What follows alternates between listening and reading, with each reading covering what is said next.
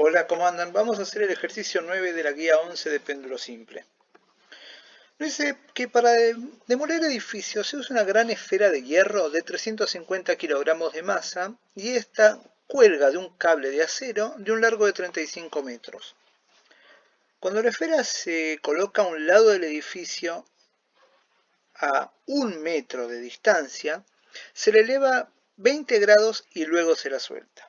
Nos pregunta, mejor dicho, nos pide que calculemos la velocidad de la esfera al chocar con el edificio, es decir, si releemos el enunciado y tenemos un péndulo básico, simple, lo que hacemos es correrlo 1 metro de la pared, lo apartamos 20 grados de la posición de equilibrio y lo soltamos. Entonces esto va a venir y va a chocar acá contra el edificio. Nos pregunta cuál es la velocidad en ese instante, cuando impacta.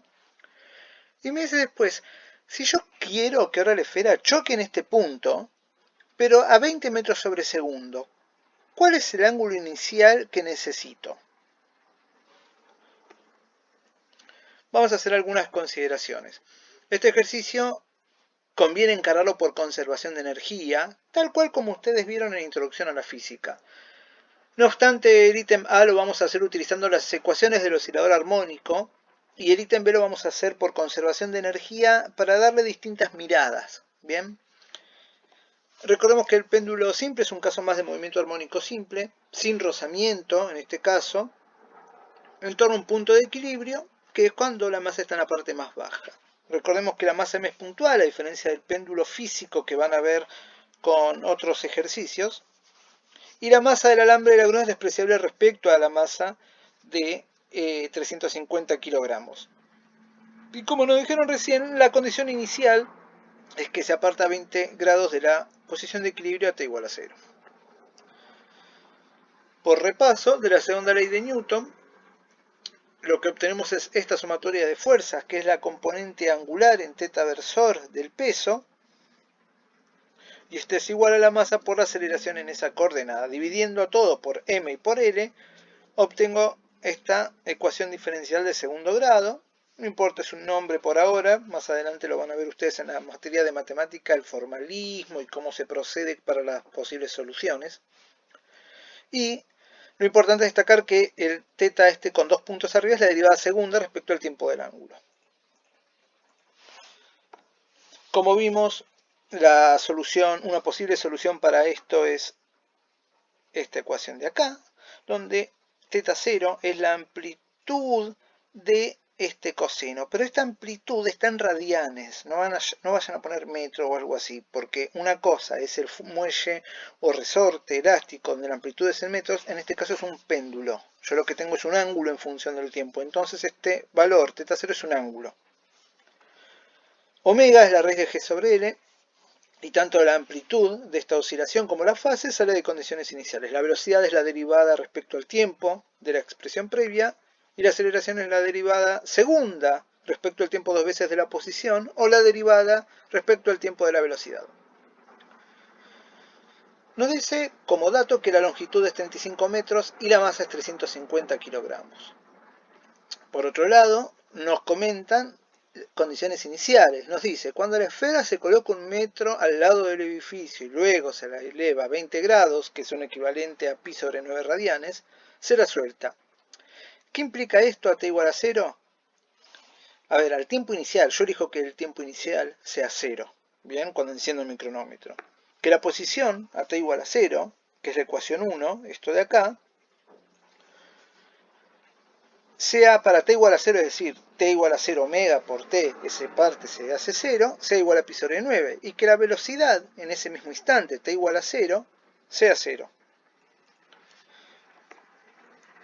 Entonces, de la ecuación 2 obtenemos que phi es igual a 0, es decir, nos pide que esto de acá sea igual a 0. Es lo mismo decir que seno de phi sea igual a 0.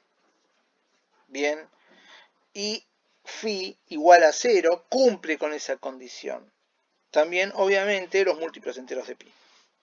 Y de la ecuación 1, teniendo en cuenta lo de 2, obtenemos que la apertura inicial, el ángulo inicial y la amplitud de esta oscilación es pi sobre 9, algo obvio si suponemos que no tiene velocidad inicial en ese instante.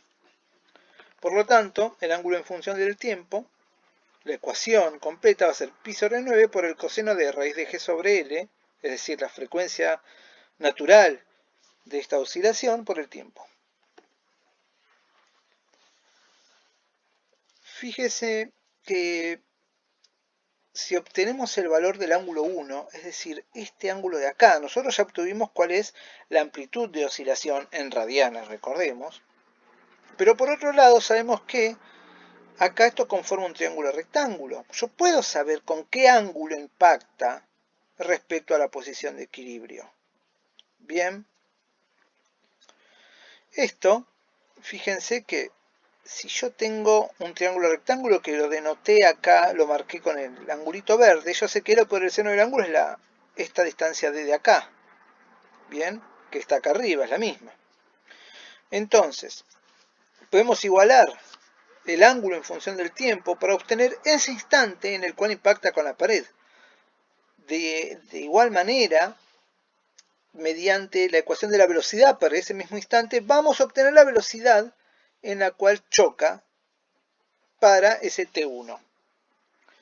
Fíjense que el ángulo 1, con trigonometría, utilizando L por el seno del ángulo igual a D, el seno de el ángulo θ1, podemos sacar que es menos 0,03. Esto es en radianes, recuerden. Entonces, si yo igualo el ángulo en función de este tiempo, puedo despejar cuánto vale efectivamente este instante, y es a los 3,11 segundos.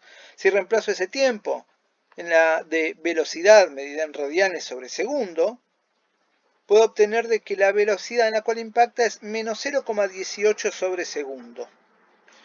Esto está en radianes sobre segundo. Esto equivale a, para darle un significado más con situaciones cotidianas, que es una velocidad tangencial de L, es decir, del radio de giro por la velocidad angular de menos 6,45 metros sobre segundo, o en equivalente a 23,22, hablando en módulo, kilómetros por hora. Imagínense una masa de 350 kilogramos impactando esa velocidad. Es considerable el impulso, el P. Bien. Él también me dice que calculemos el ángulo que se necesita para que la esfera choque a 20 metros sobre segundo. Recordamos que antes impactó a 6,45 metros por segundo en módulo. Bien, el negativo es dado los sistemas que nosotros elegimos y cómo pusimos los ejes. Es decir, nos pide que choque a más o aproximadamente a 3 veces lo que chocó en el ítem anterior. Este ítem, para diferenciarlo y para darle otro enfoque, como dijimos cuando arrancamos el video, lo vamos a hacer por consideraciones energéticas. Para esto tenemos que ver si se conserva o no durante el movimiento, por lo menos en el instante previo al impacto, en el instante infinitesimal previo al impacto. A ver, en un péndulo la tensión es la única fuerza no conservativa que está actuando, ¿bien? Siempre y cuando consideremos que no hay rozamiento. Pero esta es perpendicular siempre a cada desplazamiento infinitesimal, es decir, si yo tengo la tensión en esta dirección, esto tangencialmente siempre es perpendicular el desplazamiento a la tensión. Entonces, la variación de energía mecánica va a ser igual a 0 en un péndulo, siempre es esto, siempre y cuando no haya rozamiento. A la nueva amplitud de oscilación le voy a llamar θO de inicial o 0, 2, para diferenciarla del anterior. Y al ángulo de llegada lo vamos a llamar θ T1, haciendo referencia al tiempo, o mejor dicho, el instante que nosotros calculamos en el ítem previo. Veamos qué energía está presente en A y en B. Acá puse A y B para que recordemos. En el cero de energía potencial lo puse en la parte más baja del péndulo. Veamos, ¿lo ven acá? Entonces, la energía que hay en A es totalmente, la energía mecánica, en el punto A, es completamente potencial, no tengo cinética, porque parte del reposo de ahí. Ahora, ¿cómo calculo esta altura de acá? Que lo puse acá como HA. Va a ser, esa altura va a ser todo el hilo, menos el cachito este de acá que está en rojo. por trigonometría, esto va a ser L por el coseno del ángulo. Entonces si hago L menos L por el coseno de θ 0,2, voy a obtener cuál es esta altura A. Bien, entonces la energía potencial en A va a ser mg por altura en A, que va a ser mg por L menos L por el coseno del ángulo. En el caso de la energía mecánica en B, recordemos que esto ahora tiene energía cinética porque llega con una velocidad que obviamente es distinto de cero. Entonces voy a tener energía cinética. Y también voy a tener una energía potencial, que la voy a calcular de igual manera que como lo hice en el sector A. Entonces me va a quedar energía cinética más la potencial de esta manera. Como la energía se conserva, puedo despejar y les dejo a ustedes verificar que el ángulo inicial va a ser 1,13 radianes o 65 grados aproximadamente, que es más del triple de lo que habíamos, el ángulo inicial del ítem A, que era 20 grados. Acá tenemos 65 grados. Bueno, espero que les sirva. Como les digo siempre, me pueden consultar acá por el canal o por el aula virtual o vía mail. Saludos y espero que anden bien.